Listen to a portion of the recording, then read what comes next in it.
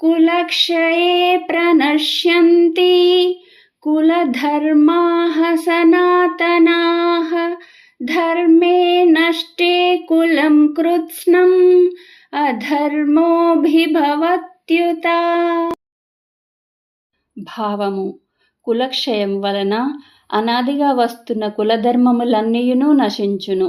ధర్మము అంతరించిపోయినప్పుడు కులమునందు దురాచారములు వ్యాపించును అని అర్జునుడు శ్రీకృష్ణుడితో పలికెను. అధర్మాభిభవాత్ కృష్ణ ప్రదుష్యంతి కులస్త్రియః స్త్రీషు దుష్టాసు వార్ష్ణేయ జాయతే వర్ణసంకరః.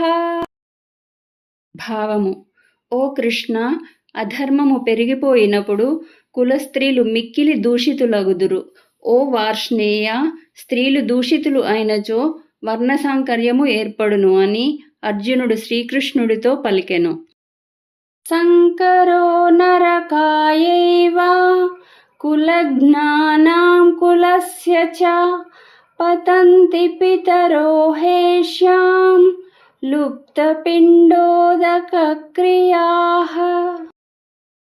భావము: వర్ణసాంకర్యము కులఘాతకులను, కులమును నరకమునందు పడవేయును.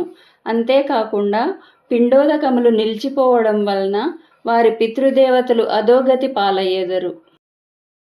దోషైరేతైః కులజ్ఞానాం వర్ణసంకరకారకైః ఉత్సాద్యంతే జాతిధర్మాః కులధర్మాశ్చ శాశ్వతాః. భావము: వర్ణసంకరమునకు మూలములైన ఈ దోషముల వలన కులఘాతకుల యొక్క సనాతన కులధర్మములు, జాతి ధర్మములు నష్టమగును అని అర్జునుడు శ్రీకృష్ణుడితో పలికెను.